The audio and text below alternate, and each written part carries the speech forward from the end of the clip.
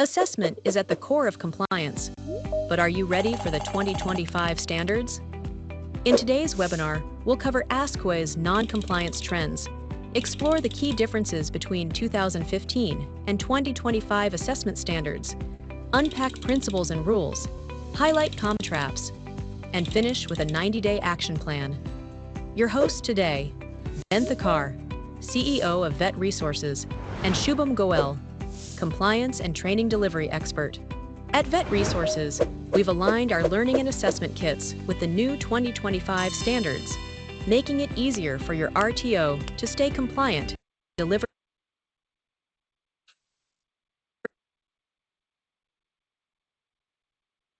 Assessment is at the core of compliance, but are you ready for the 2025 standards? In today's webinar, we'll cover ASCOE's non-compliance trends, explore the key differences between 2015 and 2025 assessment standards, unpack principles and rules, highlight common traps, and finish with a 90-day action plan. Your hosts today, Ben Thakar, CEO of Vet Resources, and Shubham Goel, Compliance and Training Delivery Expert. At Vet Resources, we've aligned our learning and assessment kits with the new 2025 standards, making it easier for your RTO to stay compliant and deliver consistent, high-quality assessments. Each kit includes everything your RTO needs to deliver, assess, and stay audit-ready, including detailed marking guides, practical tasks, and more. Developed with industry consultation and pre-validated for your peace of mind. If you want to see how these kits can simplify your assessments, request a free sample today at vetresources.com.au or call us at 1800-959-958. Your journey to 2025 compliance starts now. The webinar begins shortly. Assessment. Good morning, everyone. Hello, hello. Am I audible? Good morning and very warm welcome to all of you today. I would love to see your faces. So I would request you, first of all, turn on your cameras.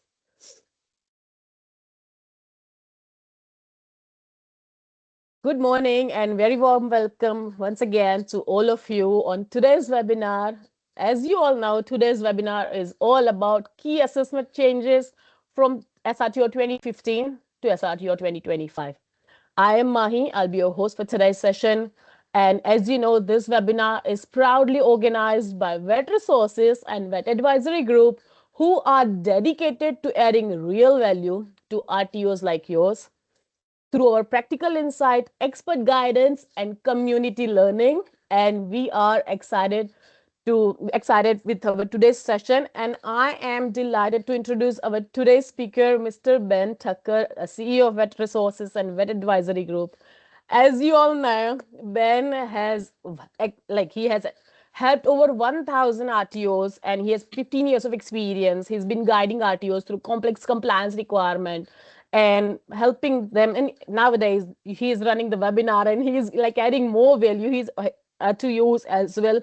And along with him, joining us, our compliance expert, Shubham Goel. She has over 11 years of experience in vocational education. Shubham has worked in the role of trainers, from trainers to training manager, from there to compliance manager and campus manager. And now she is with us as a training and compliance expert. So welcome, Ben. Welcome, Shubham. We are so much excited to learn so many things from you today. And before we start our today's webinar, just few housekeeping rules. All of yours microphones will be muted just to avoid the background noises. If you have any question during the session, please jot them down on the chat box or in a Q&A section. We will try to address all the questions at the end of the session in the Q&A segment, and any of the questions that we could not get to on today's webinar. You all know, after webinar, we always make video. We try to cover the questions that we could not cover during the webinar. So keep an eye on for those videos as well. You'll be get the answers through those videos, and also you'll be receiving all the PPTs also along with the recordings of today's webinar as well within the next 72 hours. And Yep, and if PD certificate will come in next 72 hours. So if you have any question, go through, you can put them in the chat box. And now without further ado, I would hand it over to Ben Tucker and Shubham Goel. Stage is yours. Hello, everyone. I hope you're well. Just wanted to share that, just wanted to thank you, all of you, to joining this webinar. And I'm super excited with Subham sharing our knowledge and skills, and super pumped to share our information, the knowledge that we learn, and also very excited learning from your questions and feedback. So we also gone through a recent audit related to the new standard, and we also sharing our experience in that audit, what is covered, what is SQI is asking for, and we integrating all those things in this session. And we also going to give you some free resources, tools, and tips. So please join up till end, where we give you all the information. Our goal is to not just give an information. Our goal is to give you some practical guidance. You can take it from here today and start implementing straight after your lunch. So that is our goal, and that's what we're trying to achieve here. So that's why there's a quote in leadership says that the growth is the only guarantee that tomorrow is going to be better.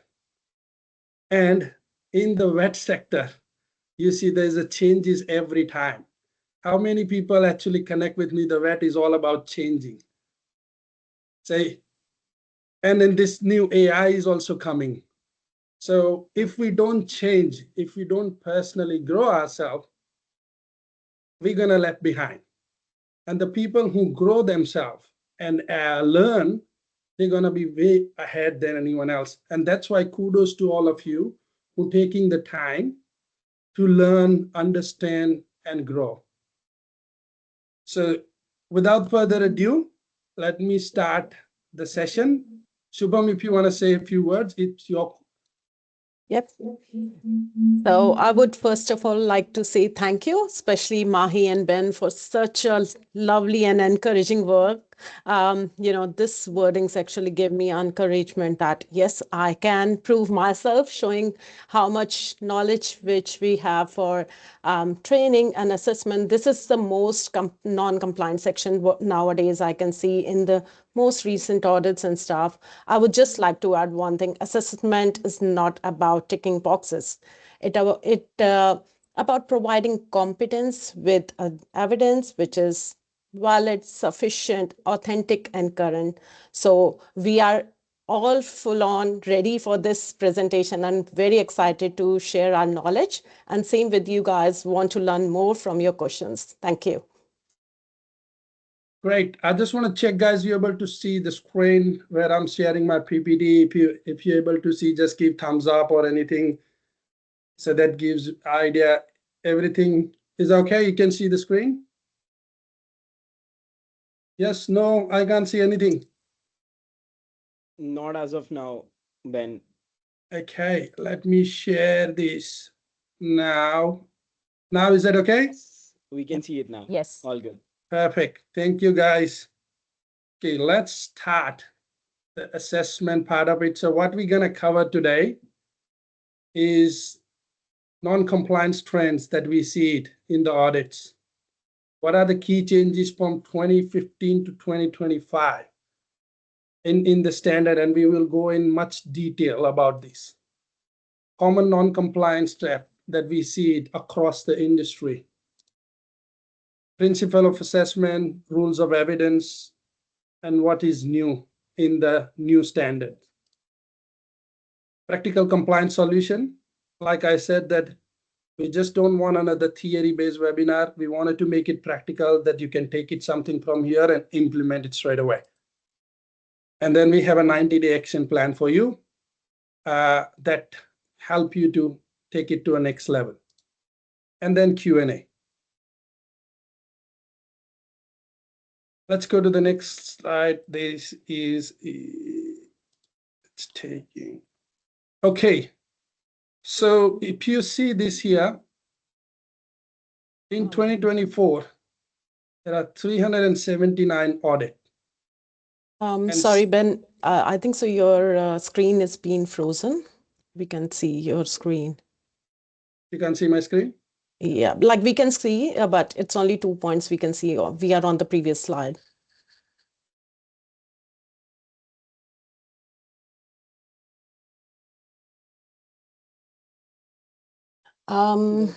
Maybe That's Ben, fine. We have maybe stop sharing and maybe share it again. Hopefully it should work.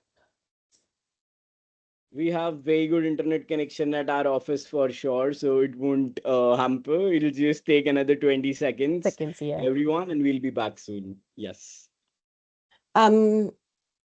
Maybe. Hang on. I can share my screen in Yes, you that can case. share your screen. Yes. Yeah. Can everyone see my screen? It should appear in few seconds, I'm sure. So yes.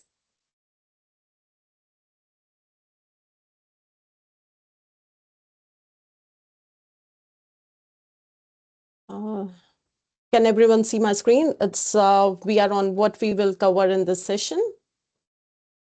Can you please give it? Currently it's showing blank, so we probably will have to reshare once. Okay, I'll reshare, sorry.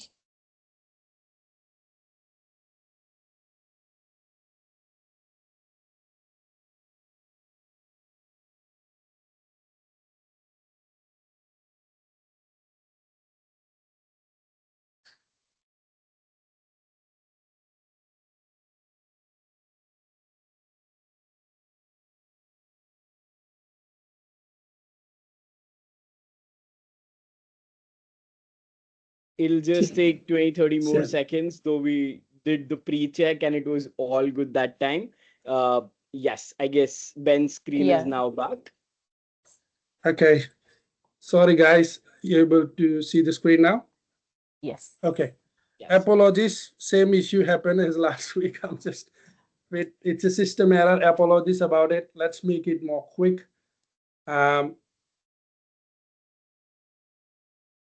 Able to see the screen now? Perfect. Yes, we can see So it. you see in 24-25, there are 60% RTO non-compliant in non-assessment. If you see 23-24, 78%.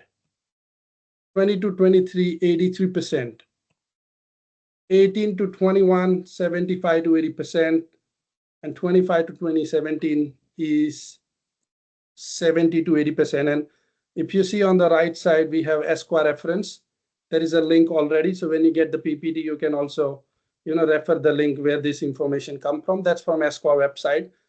So what you see here is the pattern. So from 2015 to 25, almost 10 years, the assessment is the major part of the non-compliance. And majority RTO is not able to meet the assessment requirement. And that's why it's one of our goals is to see how can we add value. So then the RTO are more equipped with the tools and information. So they're actually able to meet the assessment standard in their next audit.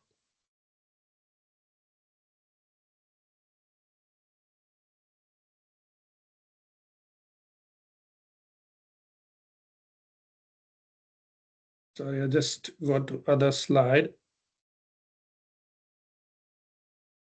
Okay, common non-compliances that we see: AI-generated student response and plagiarism detection failure. This is we see in quite a few audits now. What SQA or auditor trying to see is that they're using that how you're detecting that the student response are not AI generated. They want to see how you're doing your plagiarism checking. And they actually sometimes copy the answers and put it into AI software and see is their copy or not. And if they find something, they ask the question that, okay, what system and processes you have as an RTO to meet this? And that's why we have some solution coming up in the session that we will tell you what could be RTO should be doing to manage this area. And based on the experience, we have seen lots of RTO actually affected to this situation. And You can give me a thumbs up or hand if you see that this could be the real issue in the RTO.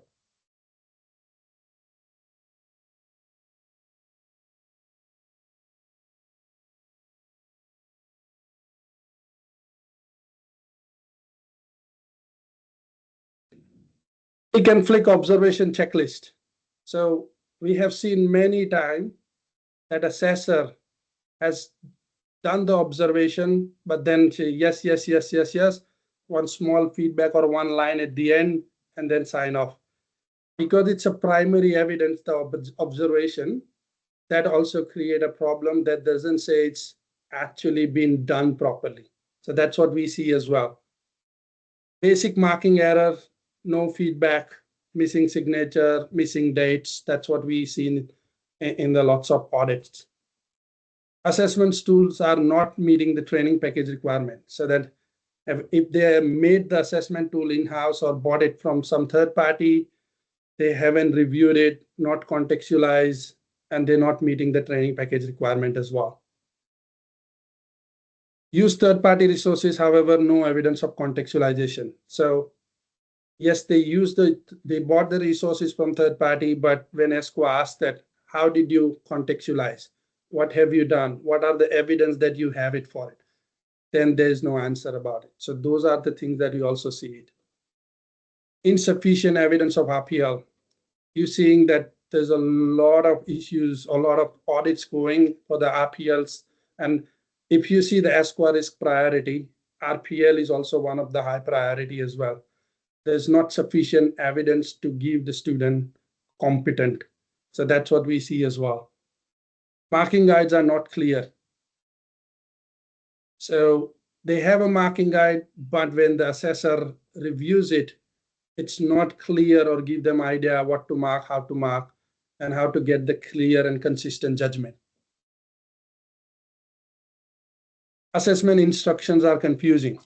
So if there is a role play, there's no clear instruction on which role needs to be played by whom and how this is going to be conducted. What are the criteria that needs to be reviewed? Do they follow any policy? Do they need to complete any template? So when there is insufficient instruction, that means there is no clarity to the student on how to do it and no clarity to assessor. And if we don't give a clarity, then we don't get the consistency and quality outcome. And therefore it creates the non-compliance in this area. No clear instruction on how work placement assessment will be conducted. This is also one of the key areas that ESCO looking for it. There's no clarity on instruction or how this workplace is going to be conducted. Is the assessor going to visit 3 times, 2 times, 4 times? There is no clarity how this going to visit going to happen, what they're going to observe, and so on and on. So there are many areas related to that as well we're seeing as non-compliant. And after all of this, if auditor find out there is an assessment issue, and when they're seeing the continuous improvement register or cycle, they don't see much there. Then they also said, okay, you have all of this concern, but you're not improving. You're not self-assuring yourself. So therefore, it creates also non-compliance into continuous improvement and that's where the ESCO new standards focusing on self-assurance and continuous improvement. So tell me which one resonate with you more in your chat. What do you think that could be likely affecting your RTO or anyone else? That would be good to see that.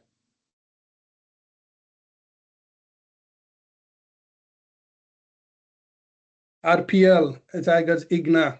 Thank you, Igna. Is there anyone else? AI generated student response, great, Sunil. So the plagiarism, AI policy procedures, great. Risk around third parties, nice. RPL, paperwork not being filled, basic marking error, plagiarism, great. Contextualization, great. That's also a good point. Confusing instruction, yes. Great. Plagiarism. So thank you so much, guys, for putting all this information. This is not only giving, it's also you helping other people and including me as well sees what's happening. So when the people feel that it's not only one RTO, we all are juggling with the similar challenges. And then we will see how we can solve together. And we will discuss more about how we solve them. So I'll really, really appreciate those people who putting the comment as well. It helping us, all of us, to learn. Next slide. Let's do a quick poll. Biggest risk area in your role. What do you see the biggest risk for assessment non-compliance? AI generated or plagiarism student work? I think you have that all the option on your screen. Maybe select what resonate with you the most. And maybe if that is the major area, we might cover up a whole different session just specific on that topic, where we give a practical solution on how to solve that.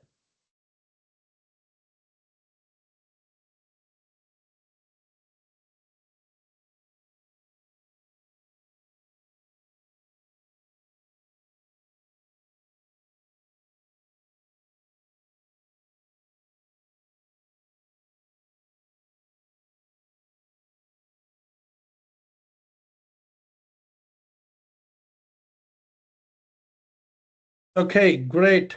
Thank you, all of you, for doing. You can see the response. We're seeing the AI generated and plagiarism work 43%. Like I said, many people did not do it, but they also in the same category. And I can see there is across the board. It's not you as an only RTO. There are majority people are in this situation. So what we're going to do, we will discuss this about in more detail in this session, because now I got more feedback, and that's why I asked this poll, so we can add more value to you. And in the response, we also give you the AI and plagiarism related policy as a free of cost, as part of just saying thank you for it. Okay, so next slide. I'll pass this to Shubham to take on this section.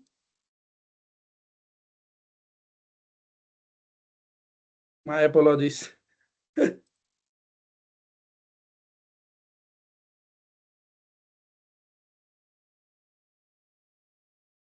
Shubham, you are mute.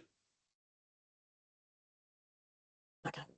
Sorry, guys, apologies. And now I just want to continue with this slide. Now, I just want to ask you, what do you think is the main difference between standards for 2015 and standards for 2025? Maybe a major difference which you find it in your RTO and you have to update your policies. Just one or two maybe systems which you have changed. If you can put that one on the chat.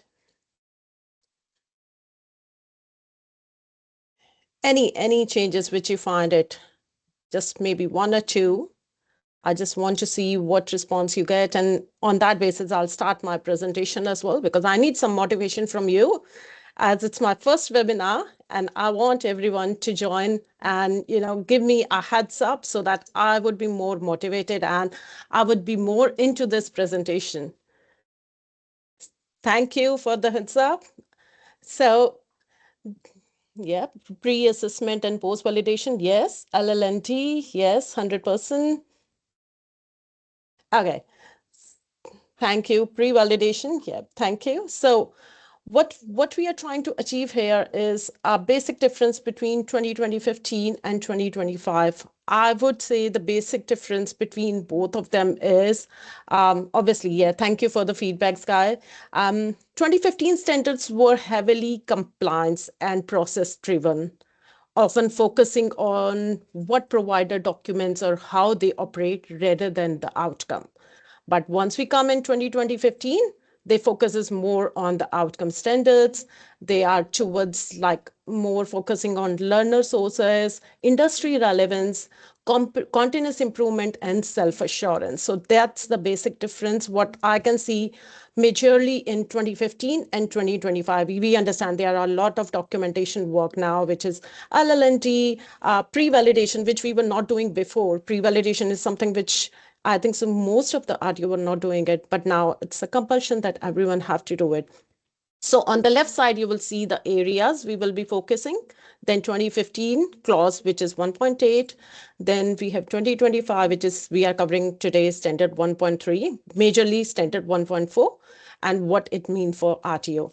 So if I go on 2015, assessment system must comply with training products and be conducted per principle of assessments and rule of evidence. You have mostly seen that we were just focusing on normal, what is principle of assessment, what is rules of evidence. But now with 2025, they're more focusing on what is the outcome of those. What is the pre-validation? Why we need to do it? Why a principle of assessment and rules of evidence need to be done?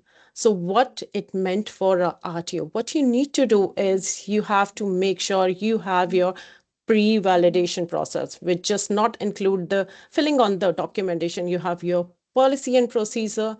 You should have the outcome of those ones, which should be recorded, and it should be audit ready as well. Now, feedback and reassessment procedure, which you can see, it's very, very important for every RTO. So you need to make sure that once you are doing your assessment tools, it should be mapped correctly. Now, next one is principle of assessment. So in 2015, it was fairness, flexibility, validity, reliability. It was general terms, which is being used now. In 2025, the more focus is on what we already covered is what is fairness? What flexibility should we give to students? What would be the reliability on that one?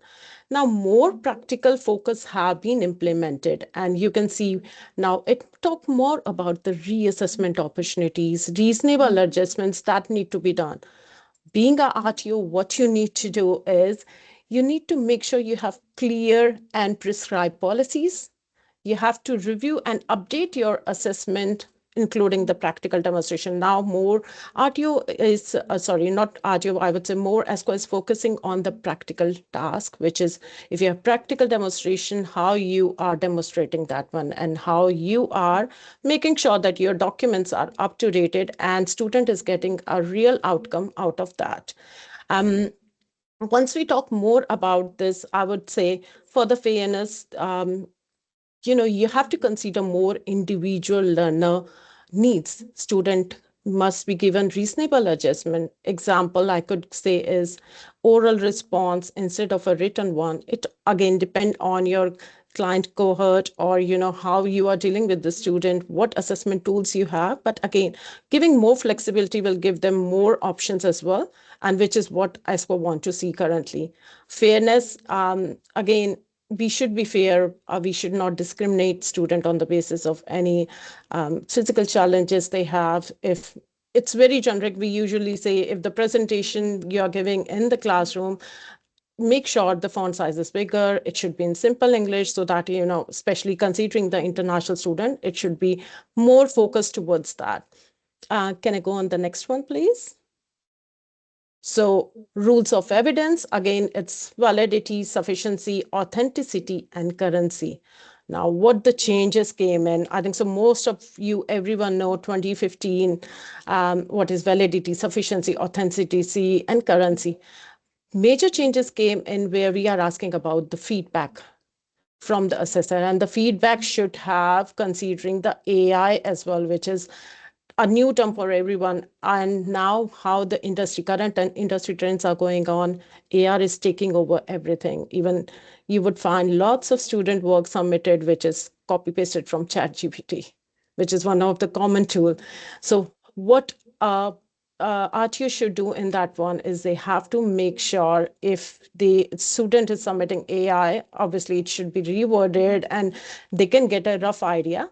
And you should have your policy procedure relating to AI. And as Ben already said, AI would be given as a tool for you to look into the policy, and it will give you a rough idea what you should include in your RTO. But again, feedback and authenticity is one of the key terms which you need to look into your RTO while you are updating your policies and procedure. And trainer spot check. So what I have recently observed in the audits, trainer are giving a feedback which is very, very random, and no one is there to actually recheck those ones, I would suggest, being a compliance manager, training manager, or a campus manager, you should do a spot check on the trainer feedbacks, because it would be sometimes very generic, or just it's a tick and flick, which we don't want, because as being a management part, you have to make sure that the assessments which is submitted and the feedback given are 100%. Ensure the consistency to the students as well as to your RTO, because the reputation is on your name. If the trainer is just doing tick and flick, it will make a problem in your audit process for sure. So next is tool review timing. So in the previous one, there was no exact timing were given, but as in 2025, the main is 2 years. You need to keep your assessment for 2 years. For that one, pre-validation system, your forms, your plans, you should retain all the evidence, whatever you have collected, either industry consultation, feedback. So you have to make sure everything is in place, and obviously upload those ones in your continuous improvement system. Can I please go on the next slide? Thank you. So continuing with the previous slide, continuous improvement. In 2015, validation outcome should inform improvement to assessment tools and process. So just we are doing a validation outcome and we are just maybe doing a paperwork, I would say. Most of the art, you were doing the paperwork to make sure that, yes, we are doing the validation. Now, but what you need to make sure in 2025, review each outcome. And you should have a system in place where you are keeping all those records so that you are audit ready. Even if I or someone, you should be ready with that documentation. How you can, what being a RTO you should do, you should have a formal feedback loop, which means I would suggest if you're getting an industry expert involved in a validation, just a tip from my end, it obviously depends on your policy and procedure. Ensure to keep a loop of those ones. If you are sending them a meeting link or maybe just calling them face to face, a phone log or something, just keep a track of those ones, because you might be asked for those particular documents in your audit. And obviously regular improvement, which is again putting everything in your continuous improvement register. Next one, please. Industry engagement. I have somehow covered this point in continuous improvement, but again, making sure the feedback which you receive, it should be documented, and your relevant document, which is your training and assessment strategy, if it affects the marketing, your brochures and everything should be updated accordingly. And 100% your tools should be aligned with your industry expert advice. Next is documentation requirement. Assessment evidence must be retained and accessible for audit purpose for 6 months.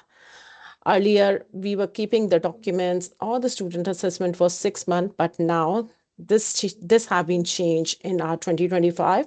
It should be kept for minimum 2 years. So ensure your policy just reflect that thing.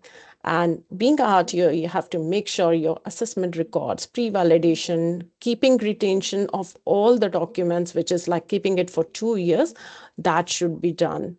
I just want to add one more thing in this one, that valid, sufficient, authentic, current. These are the 4 pillars of a trustworthy assessment. So ensure for a strong assessment, protect learner, industry, and your RTO reputation.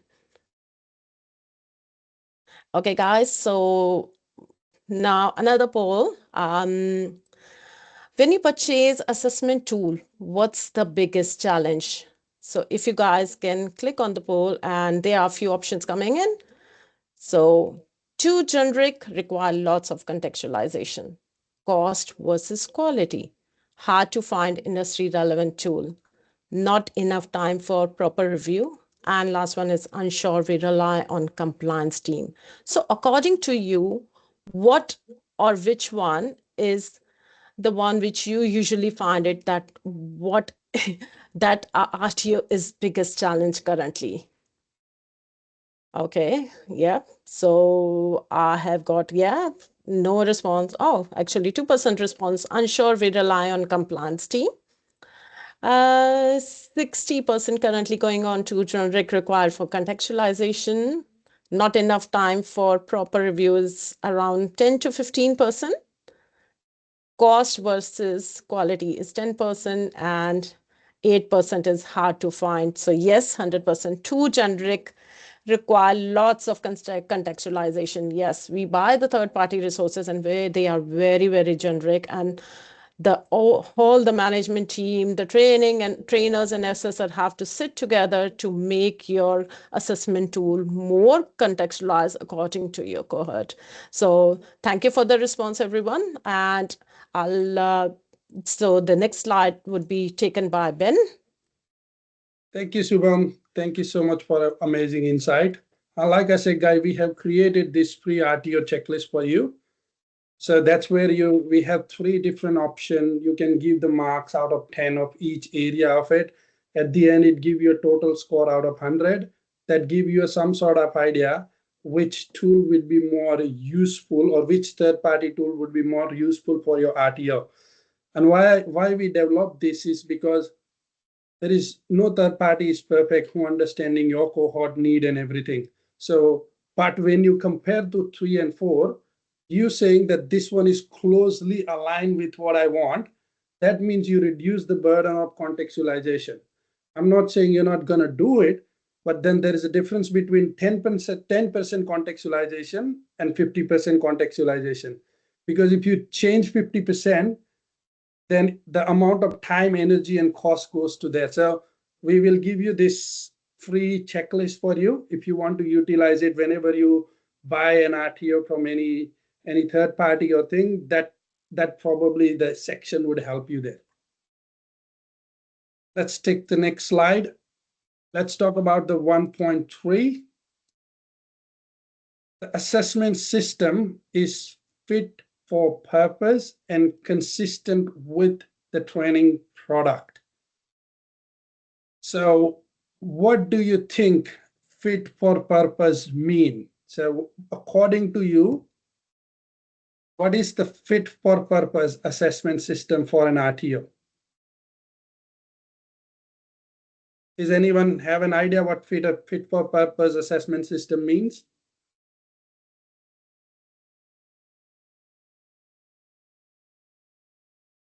Let's see. It does what it says will do. Meet requirement of the unit requirement. Great. That Marion meet all the element of the training package. Great. It matches the industry. Shoot the cohort. Great. I think that's one of the great insight as well.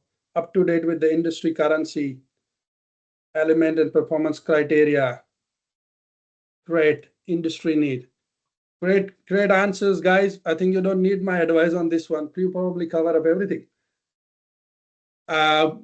So we're saying alignment with the requirement of training product. So that's why it says that in the comment already said that it meets the training product requirement. Assessment tool are review prior to use, ensure consistency. Make sure we use it properly. And I have seen a lot of RTO actually doing a pre-validation, but it just seems like a tick and flick exercise. There is a difference between doing it and doing it properly. If you're doing 100 unit pre-validation a wrong way, in the audit, all 100 will be non-compliant. But if you need to, here, it's not about the quantity. Here, it's about the quality. Do you check this properly?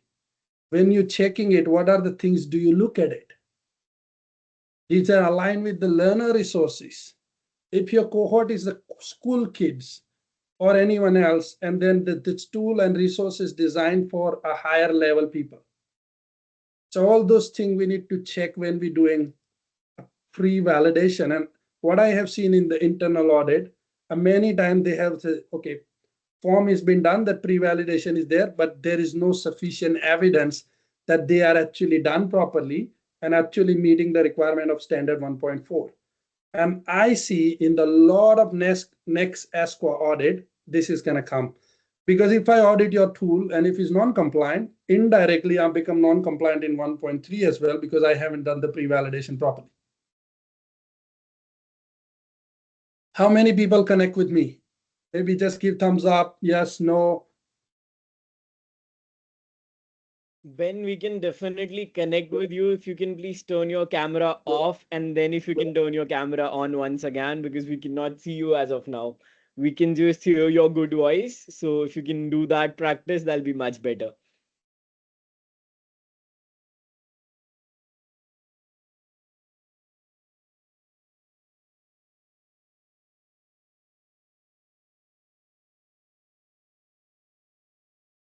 Okay, he will be back soon. Apologies for the glitch again, guys. And bear with me. I'm sending you a message. We are sure he's not on a coffee break for sure. Our internet connection is. So No, but And let's proceed further. So you guys, what do you think? The portions which we already covered till date, what was the best thing which you find out where you will get a clear idea what we're going to cover in this session? So just maybe a few points which you can cover in that, yes, we are going great, or should we need some improvement till date? Or I would even like to know what would be the next topic you want us to cover in your next webinar, because we want to know what topics you would really want us to give you a guidance, that this would be our next topic, and we would get more ideas as well that, yes, okay, you need guidance on those ones, and we would be happy to proceed further with those topics so that we would be ready for our next webinar with that topic. Okay. Yep. Am I audible yeah, now? yes, you are. Okay, guys, apologies. I'm changing my computer today and I need to get a new one. Okay, sorry guys. So then that's why the thing, because of this, now we will able to also provide you a free pre-validation tool, a form that helps you to ask you the right question, not only assessment, also a learner resources. Because if you do assessment, it's not connecting with learner resources, it's going to be creating a problem as well. So we will give you that, and all the improvement that you're doing, we need to keep the track of all of them as part of audit requirement. That's why we give you a free resources, compliant pre-validation form, free of cost for you to use it. So let's go to the next slide.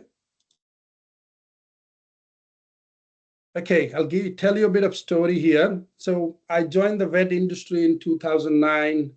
I was started as admin, and then I was doing a trainer, then compliance manager. First 3, 4, 5 years, everyone saying principle of assessment, rules of evidence. I was like, what the heck is this? And in the principle of assessment is this fairness. I said, like, what the fairness means. Even though I'm in the industry for 5 years, I was not like, I didn't understand. Nobody explained that in a detail level. Even I go through a few webinars, I was still confused and scratching my head what it's all about. So this slide, I was like, how can I make it simple, whatever I have gone through, and make it, I'll try my best to make it as simple as I can. So that way you can all learn quicker. So just a quick question. By itself a word, tell me, what do you get it? Let's say, what according to you, what is fairness mean? So we'll just learn from the word. So we don't need to remember what is inside. Equal to all, I got to repeat. Anyone else, what do you consider is the fair, or maybe a fair system?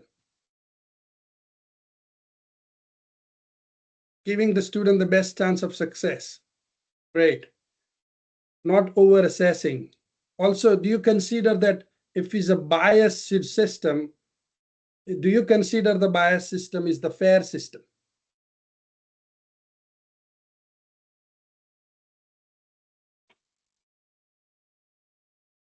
Suitable learner need, uniform and fair to all. Great.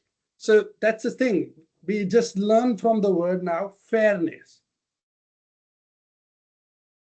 the system should be fair. What it fair means, it's not disadvantage any learner.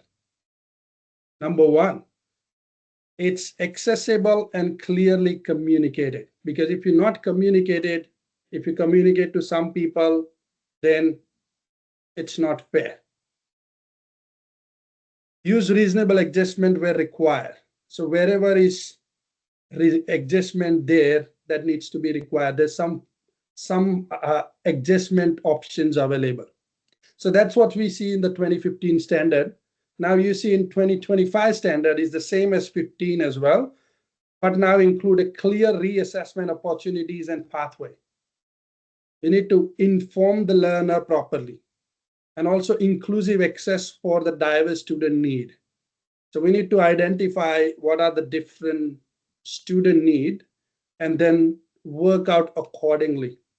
So that's why this comes with the reasonable adjustment needs to be made. I'll give you one quick example that a student who was doing the assessment, but during that one of the unit, he has a fracture in the arm.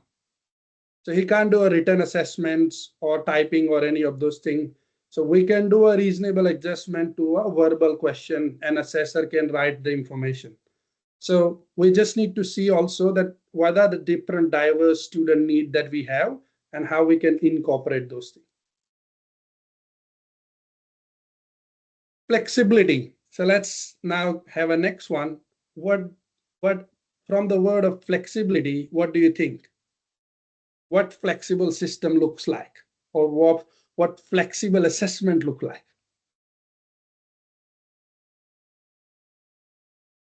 How can I say that assessment is flexible? Variety of assessment method. Thank you, Igna.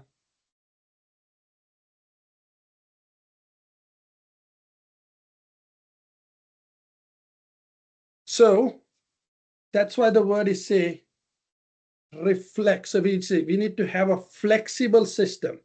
If we create a rigid system, a rigid assessment that is only done this way and one assessment, and then it's become a more rigid. And if it's a rigid assessment, that means it's not flexible, and then it create a non-compliant. So that's why I say make sure it reflects the learner need. Allow different assessment methods. If I only assess with one assessment method, it's not flexible. Can be adaptable to different context. Means if I am doing this in a simulation, practical task, will they able to do it in a workplace? So is it aligned with the different context or not? And in the 2025, pretty much the same, but it says match real world workplace experience and practices. Make sure that whenever we're doing those assessment, we're not doing outdated practices. And that's why those industry consultation come into place that tells you what is current, what is non-current. Let's move to the next one, validity. How can you say the system or assessment is valid? What makes any assessment valid? Let's see if anyone wants to answer or give the input about it.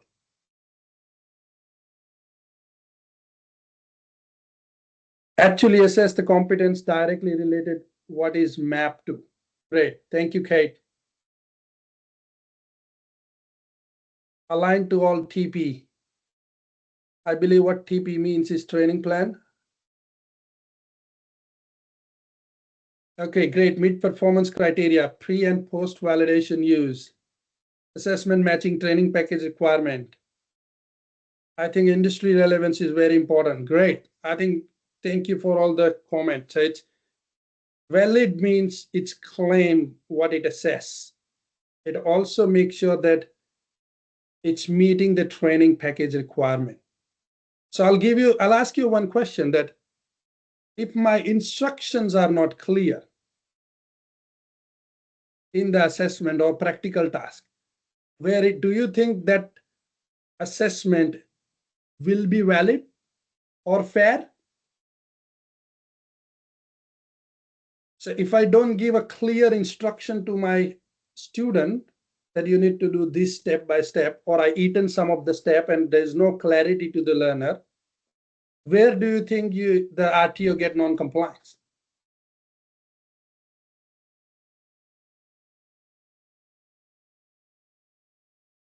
So that's the thing, because if I don't give a clear instruction, it also create a problem.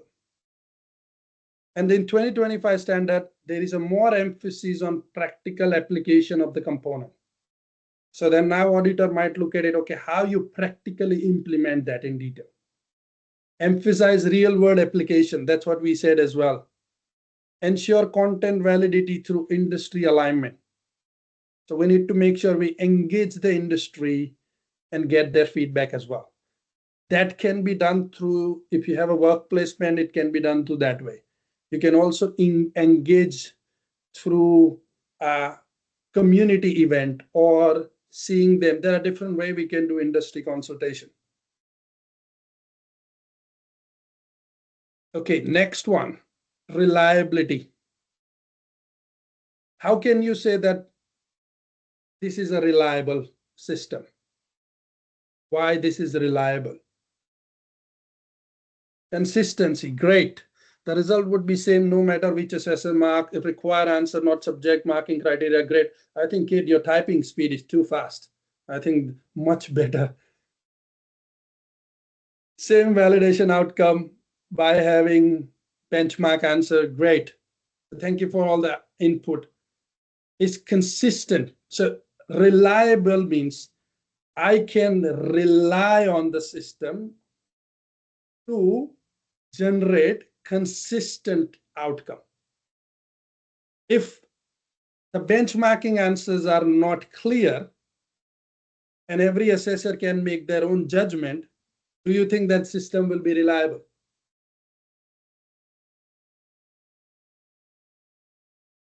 Produce comparable result regardless of assessor.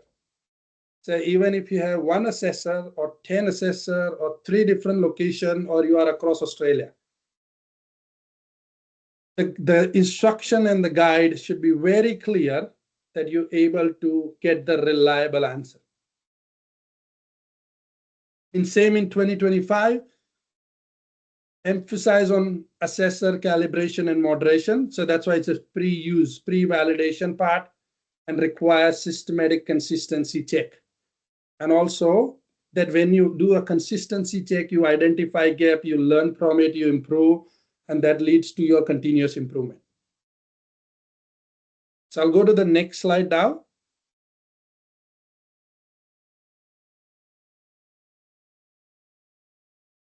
Rules of evidence. Same, we cover the validity only, but validity already in the principle of assessment.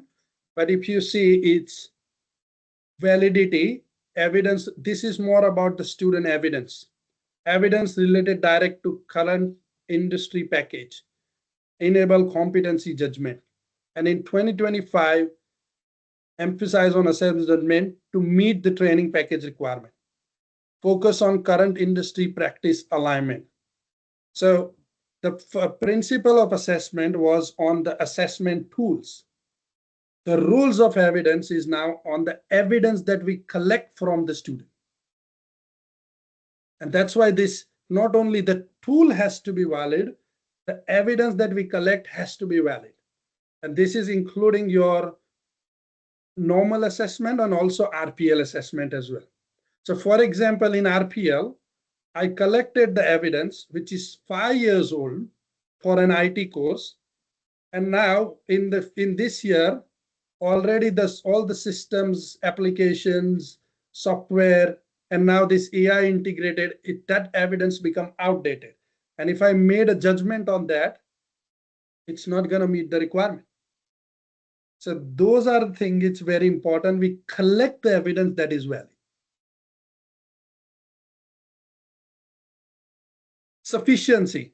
What do you get this information from this word? How do you make sure that it's sufficient?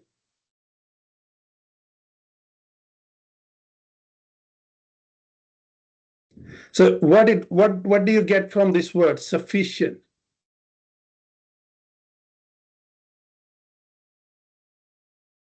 So we got this one sufficient vocation outcome, more than one, cover all the performance criteria, more than one. You have enough examples.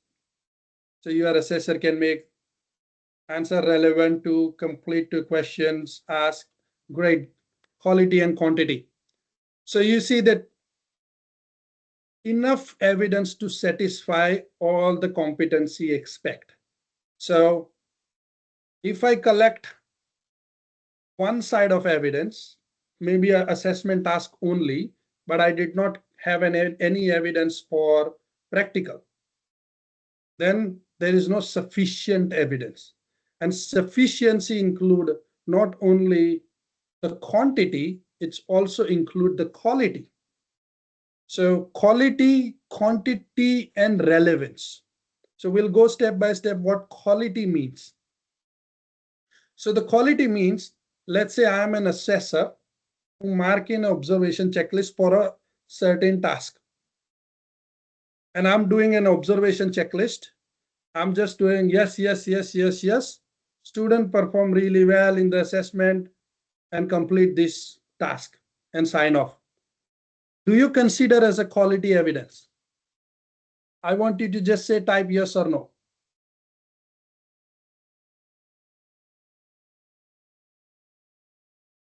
Right, I can see lots of no's there. I think one yes as well, but yeah, majority is no. Yeah, the yes bit shocked me. The quality, that's what it means, that if there is only tick, tick, tick and no feedback, and if we use that as a primary evidence, what I mean primary evidence is that is the only checklist I have as an evidence to prove that the student has done it.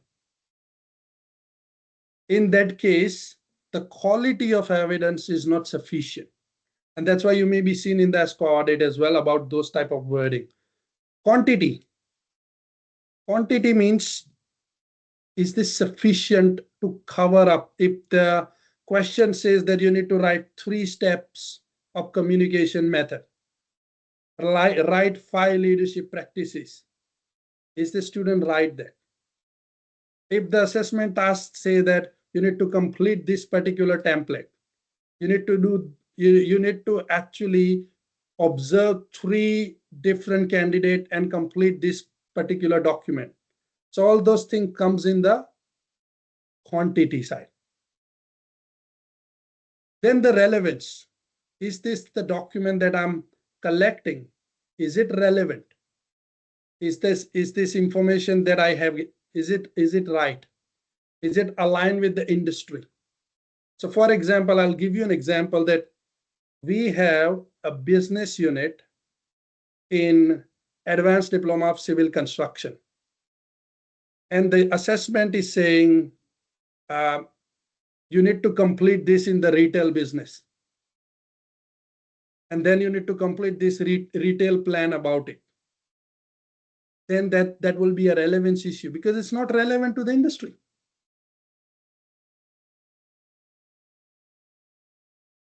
Okay, so let's go to now authenticity. I think this one we discussed already too much about this AI stuff. But authenticity says itself that we need to prove as an RTO that this is students' own work. And assessor need to assure the authenticity.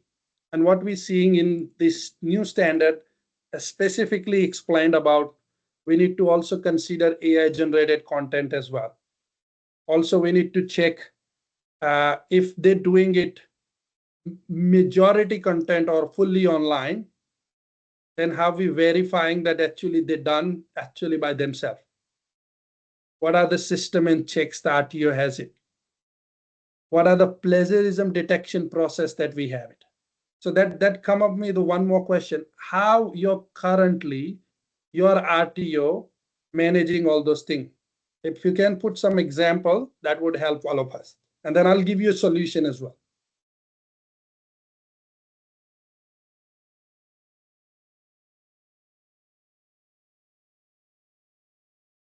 Okay, so let's see if there anyone wants how they do it. Competency conversation. Some RTO has built checker in the LMS.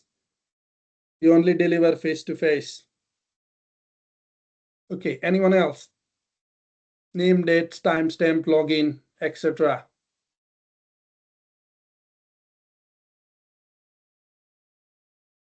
LMS integration, plagiarism detection tool, face-to-face assessment. Great. So we got different ideas here. If the option number one could be that there is a Turnitin software that we can use and integrate into the LMS. And Turnitin also not only check the collision or plagiarism, also check the AI part as well. Second option, if you don't want to use Turnitin, there are a software, a cheaper option available, like Grammarly or any other software that also track that AI plagiarism as well. So maybe your assessor randomly check, oh yeah, this answer look too good to see. And then probably you can put them into a Grammarly and say, yeah, this looks like a copy paste. And then the people who are doing face-to-face, it's a really good part. They're doing face-to-face. It's easy to prove that. Some people do a bit of hybrid. They're doing a knowledge part online and the practical part in the workplace. So you can also say that you can do a mixed part. And if you can also say that assessor check, they're doing a practical, and the practical knowledge, if they're able to perform the practical very well, that means they have the knowledge of the topic as well. So there are 2-3 different ways we can work around it.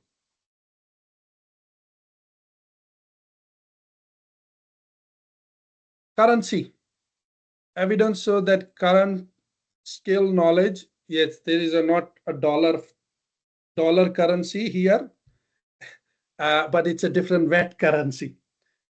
Evidence shows the current skills and knowledge align with the training package requirement, and it says that it's stronger focus on workplace relevance.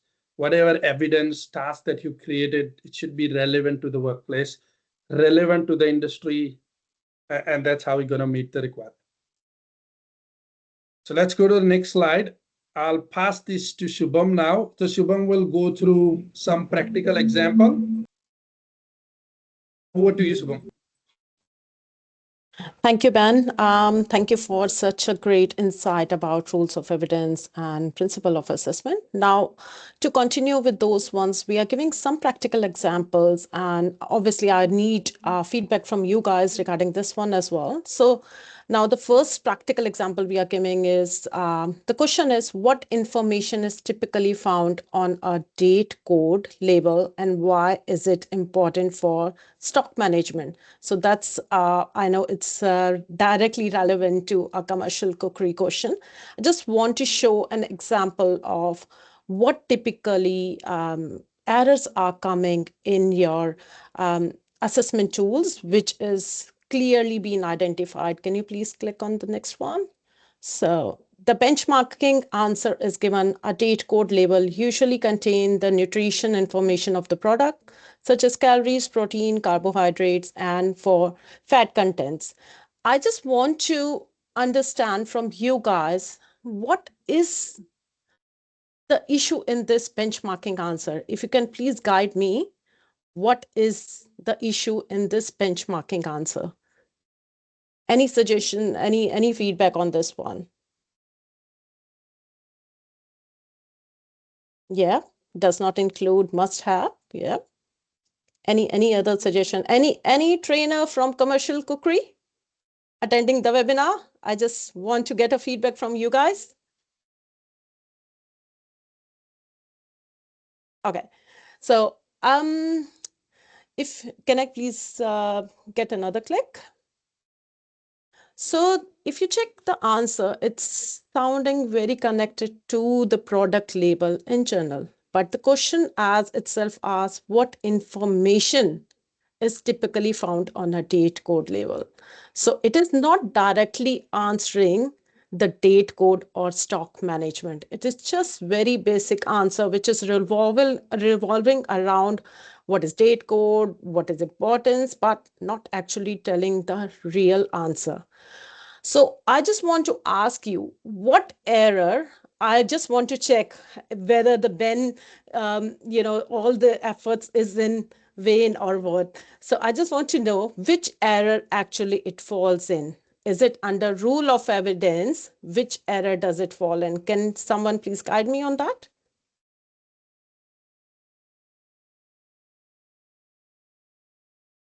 No answer? Ben, you need to, I think so, repeat the slides again. Validity. Yes, that's the correct answer. Yep, really good. Ben, no, I think so people get what you are discussing before. So yes, it comes under validity. Yeah. So the error falls under the rule of evidence validity because the answer provided does not directly address the competency requirement.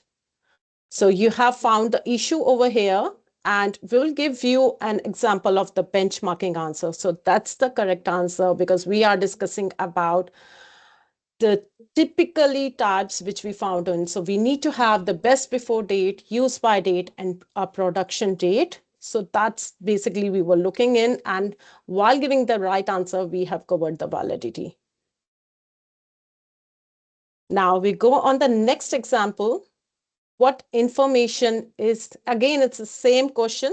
What information is typically found on a date code label and why is it important for stock management? So what we have done is here, we have given you one model answer, which is the correct one, which is usually in our marking guide or assessor guide. People use different name in different RTO. And that's one of the students' submission. Can you guys have a look on both of them, and can you guide me what is the error here? What is the issue we can find in both of them?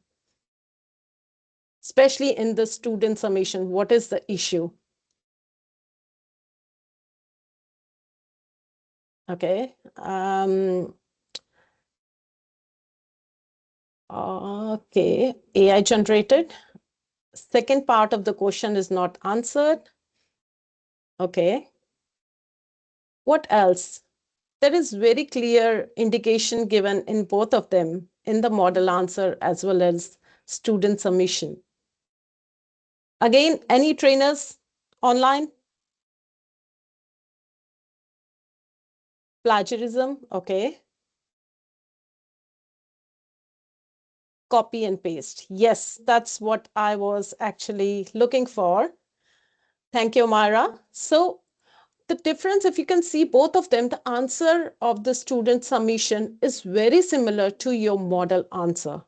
So the assessor copy, I don't know whether the student get the assessor copy or maybe it's AI generated or whatever, but you can see it's very, very similar answers submitted by the student, which is provided in your assessor copy. Now, again, yep, the error is related to rules of evidence, which is authenticity. How you gonna check whether the student submitted it's their own work or whether they have copy pasted from somewhere? So we have to make sure the submission, the student submission should not match exactly the model answer. It should have a different wording. I know the key points would be same because you cannot change before date, after date. Those keywords should be there, but wording should not be same. Next one, please. Now, the third example is about the observation checklist. Ben has already covered those portions that what sort of observation checklist a assessor should mark. So on the left side, it's general, your elements given, and trainer is in this one doing yes, yes, yes, yes, just a tick and flick. And the comment you can see here is, yes, gathered all required ingredients from the storage area. Now, I want to ask everyone whosoever is attending this webinar, what issues do you find over here in the observation checklist? Yep, lack of constructive feedback, 100%. Personalized feedback is missing. Yes, good. I can see 145 people are online and I'm getting the response only from 3 and 4. I know PD certificate is very important, but you will get more knowledge about if you attend this webinar. Yes, it's stick and flick, 100%. Must not be cut and paste from the unit. Yep. Thank you for all the feedbacks. Can I go on the next one? I'll show you how it should be. So generic trainer comments can be considered an issue with both. First of all, it lies in both of them, rule of evidence and principle of assessment. Because rule of evidence, sufficiency and validity, because evidence is not actually clearly justifying the evidence. And in principle of assessment, because a very vague feedback is given by the trainer, which does not give a clear indication to the student that what he's trying to achieve. We will give you an example of how a trainer should mark their observation checklist. So you can see, yep, if the student have provided everything while doing the observation, trainer have marked them, yes, yes, yes. But you can see over here on the right side a feedback. Here I've written you. Instead of you can write the student name. So it would be more specific and targeted toward the student that, yes, you check the Allegren statement, which is almond. So he have clearly specified the ingredient over there. And based on those ones, the student will get a clear feedback and indication that what he have done right. And if there is any no, then what is basically what he didn't cover, so that in his resummation, he can provide you actual, he will get a clear idea what should be actually included and what he's missing out of there. So that's again, go back to Ben, and I'll stop here for the meantime. Okay, thank you, Subham. Thank you for this practical application. And that's what I mean, that we give you some examples so you get some idea. Now we know what type of the problem. Let's discuss about the solution. So before you purchase anything, make sure you compare at least 3-4 provider. Make sure it's aligned with your cohort. And as I said already, if you need to contextualize too much, you're actually paying more. So that thing will help you a lot. Avoid overly generic resources, reduce contextualization burden. Pre-use validation, make sure you conduct the pre-validation, make contextualize adjustment if there any, and make sure the tool is actually meeting the standard 1.4 requirement that we discussed, principle of assessment, rules of evidence. Seek industry feedback. Identify, is there any feedback from the industry? Sometimes industry give feedback, yeah, we don't do this anymore. Or we actually doing this now, we don't use that tool anymore. Those sort of things need to be updated in the assessment. Assessor induction and practice. This is what I see is missing based on my lot of the 15 years of experience. And I used to be a manager who was not actually giving a good induction to the assessor. So I'm also a part of the problem as well. But now I understand that if I don't induct the assessor properly on what to do, how to do, what are the expectation and things, then they might not do it properly. So that's why that if we train them on how to use marking guide, if we train them how to detect AI generated or plagiarism work, if they train them how to provide a detailed benchmarking answer, majority time, most of the trainer wants to do it. So that's something really important, because if we don't train the people, then we can't expect them to do the right thing. Marking consistency, benchmark assessor judgment, conduct moderation session, ensure consistency across trainer, campuses, and cohort that you have. Oversight and record keeping, do a spot check every 15 days. This is something I advise to most of the client, and we try to incorporate that as well. Let's say you have 5, 6, 7 different trainers. If you spot check on whatever you have trained, so maybe randomly check 2 assessment or 2 unit and say, okay, is this following our practices or not? Sometimes what happen, I see that in the audit, when we do internal audit, maybe once a year, we find out this. But then it's to this one whole year that work is done. Instead of that, if you have a 15 days or a monthly spot check, it might take an hour or two. But that you know already that what is happening. And sometimes the trainer turnaround is also more. So maybe what if the trainer leave after 3 months or 6 months because they might have job somewhere here and there, then you can't go back to the trainer and say, I need to fix this. So it's a good practice to do a spot check. You will thank me later if you do it. Maintain assessment record for 2 years. We discussed about it, and use those record and internal audits and spot checks and validation into your continuous improvement, because that's what ASCO wants to see. And that's what I want to share in the recent audit. What we have seen, that the ASCO check the assessments, the student works, they identify that some of the areas not right. But the worst part was that there is no continuous improvement around that area. They said your assessment is also non-compliant and your continuous improvement also not compliant. Log validation finding, update assessment tool, conduct internal audit, and constantly improve. That's why you see the new standard is a lot of emphasis on self-assurance and continuous improvement. And that's what they want to see it. Okay. Let's have a quick poll. How confident are you that your RTO could pass an ESCO audit on assessment right now?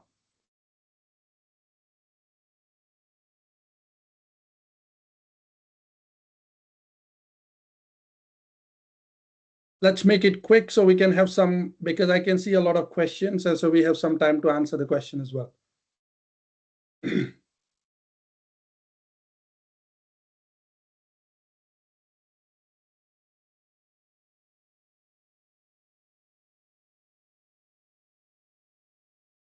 Great. I can see there's 74% people say somewhat confident. 14% people is very confident. 8% are not confident and unsure. 3%. So great. I think this gives us idea. Like I said, there's no system perfect. There's no RTO perfect. There's no regulator perfect in the world. So what is our goal is continuous improve. If we find a problem, learn through it. How can we fix it and move forward? No one is perfect in the world. Okay, let's go to the last slide, and then we'll do the Q&A. So the 90-day action plan. In the first 30-day, or you can do 60-day plan, however, capacity of your work, you can adjust that. Audit your current assessment tool resources. If you want to get it from somewhere, third party, compare it. Use pre-validation tool that we're going to give it to you for free. You can make some alignment however you want, but at least that structure is ready for you. Engage industry expert to review some sample unit.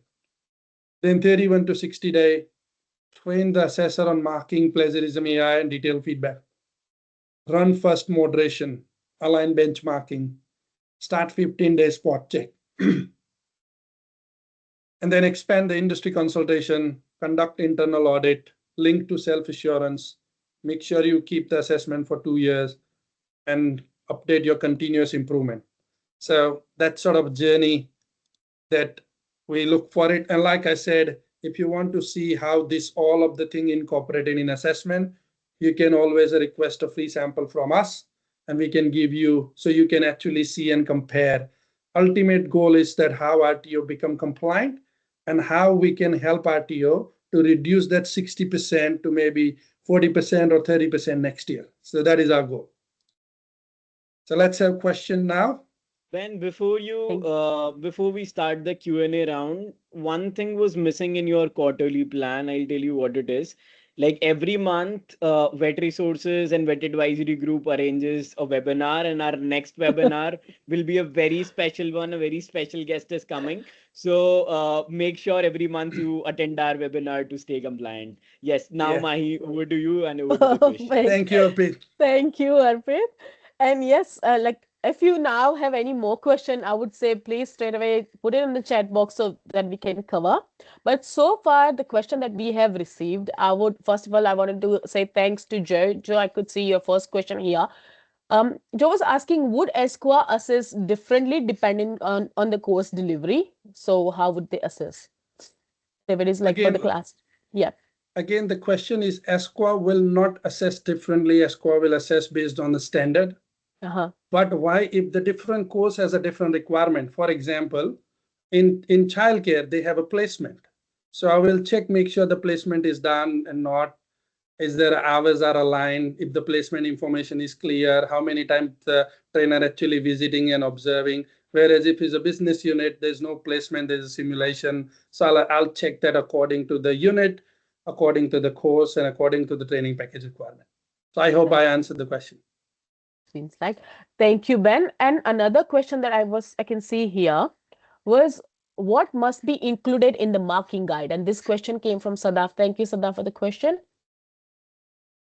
So I would like to answer that one. So marking guide, basically, you have to make sure your model answers whatever you are writing. The instruction, especially instruction to the trainer, because mostly what we have observed in different resources is the trainer guide and the student guide have same instruction, but it should not be that way. The trainer should have a different instruction, which actually guide a trainer how to mark those assessments. So your model answers for sure, that is a part of your marking guide, and a clear instruction to the trainer. If the reasonable adjustment need to be done on what sorted it should be done, a clear instruction how to mark those assessment, a clear time frame, that what time frame is given to the students to mark those ones. So those sort of instructions should be in your marking guide. Thank you. Another question which I could see here, that is from Amira. Thank you, Amira, for the question. She was asking, if learners are completing assessment collectively, would it be considered unethical? Sorry, can you repeat the question for me? So the question was, if learners are completing the assessment collectively, would it be considered unethical? Okay, great question. So the ASQA standard says that every student need to cover all the criteria that mentioned in the training package. And also, while we're having those evidence and thing, meeting the principle of assessment and rules of evidence requirement. So if you have a group task that 3 or 4 students doing, but you need to make sure, and your instruction needs to be clear, that how each and every individual going to cover all those training package requirements. It has to be very clear and easy to understand, because if it's not clear to the auditor, then it leads to non-compliance. And we have seen this many times. Thank you, Ben. A recent question that came from Chandud. He's asking, he wanted to ask the question regarding training package, the qualification update from release 3 to release 4. Even I'm unable to understand the question. Chandud, if you could just give more information. Okay. The current release 4 was updated on 5th September 2025 at TGA website. And our current courses is based on release 3 units. How much time do we need to have to transition from release 4? So from 3 to 4. It's usually 12 months. If the package is released on 5th of September 2025, so you have time till 4th of September 2026 to update from your package 3 to 4. But I would advise in that one that whatever is your new groups coming in, ensuring, because September has already been passed, from October to your transition plan accordingly. So you have to ensure your transition plan is all ready to set for the new learners, and so that once you are transferring the students to the new one, you don't have to do too much of work, because some of the students who already been enrolled in your September group or your October group, they don't have to go through all the units again and the updates which you are doing. So the gap training should be covered. So just 1 year of time to be prescribed with your answer. Perfect. Thank you. And sorry, Ben, also there is an extension of the question from Amira. She's asking, which was the question regarding collectively submission of the assessment submitted, that is collectively. She's asking, what about if they are completing the assessment together in the breakout room? So would it be... okay, great question. Yeah. And I think a really, really good question. And I think we have seen in quite a few audit about this, that auditor is particularly concerned about the student actually if it's in the same breakout, I already know what I need to answer from the different student already done it. So great question. To solve this problem, what we do is we have only one student to start with. And then if they require 3 or 4 students to do role play or any of those things, then we don't put the student. We put some other people who not relevant, they don't know anything about. And as the student completes, so consider student 1, we need 4 people. We put another 3 people who not relevant, they don't know anything, maybe staff or anyone else, just to only those 3 people. And then one student done, then I can add another student. So because the one student who completed it, it's okay now. And then as student completes, they completing all this part. That way, we making sure that no student has prior information on what to answer from the other student information. And this information need to be clear in your instruction. And thank you, Ben. And one last question should be that this question has came from Shiobam. I apologize if I'm pronouncing your name incorrectly. So what they're saying is they're doing more work on decolonized learning, and which includes more group learning. How does ESCWA view these types of assessments? It's a great question. So usually, as I think so Ben have already covered, if it's a group sort of training, then how we can show as a student that once one student have completed, then the other one would get the information regarding what they need to do. It's similar sort of, Ben have already covered this portion, but these type of assessments, ESCWA consider, because depending on your cohort, what you have, like in this case, you have First Nationals, it's fine. ESCWA would consider those points as well, that what sort of cohort you have and what sort of assessment. So just ensure your assessment criteria matches what is exactly the outcome is. Whether it's your cohort is international student, first national, or maybe domestic student, doesn't matter. The outcome should be relevant and I would say reliable for each and every one, and the authenticity should be achieved from each of them. You're mute, Mahi. You got on mute. Sorry, thank you, Shubhi. And I can still see few more questions are coming, but just because we are running out of time, we have only 5 minutes, so we won't be able to cover all of the question. But I promise in our upcoming video, the rest of the question will be covered. And also, after the session, you will be receiving the feedback form. So if you have any more question, you can jot them down in there as well. And we will try to cover all of them in our upcoming video. So once again, thank you so much, Ben, and thank you so much, Shubhi, for your insight. And I think we all have learned a lot from you guys. And also, if you loved our webinar today, I would love to just see your faces, a thumbs up or a thumbs down, something. I'd say turn on your cameras. Please tell us. Everyone, we would request you all to turn your cameras on. This is for marketing. And if you can give us a thumbs down if you didn't like our session, and if you liked it, if you can give us a thumbs up, that'll really motivate us to do better. So if we can have a few cameras on with a thumbs up, I can see Chelsea giving a thumbs up. Okay. And Terry didn't like the session, I guess. Terry didn't give a thumbs up. Okay. So thank you so much. Thank you so much, everyone. And yes. And also, I quickly wanted to remind all of you guys, as a part of today's webinar, you will receive a free RTO resources checklist, pre-validation form, and the session slides within next 2 hours. And over next 72 hours, you will receive the session recording and your PD certificate. So keep an eye on your inbox. You'll be receiving the email soon. And thank you so much once again, Ben, Arpit, Shubhi, and all of you to be a part of today's webinar. Thank you, guys. It was a great one. Share your feedback, and we come up with a new session next month. Yes, and it'll be very special. A very special guest is arriving.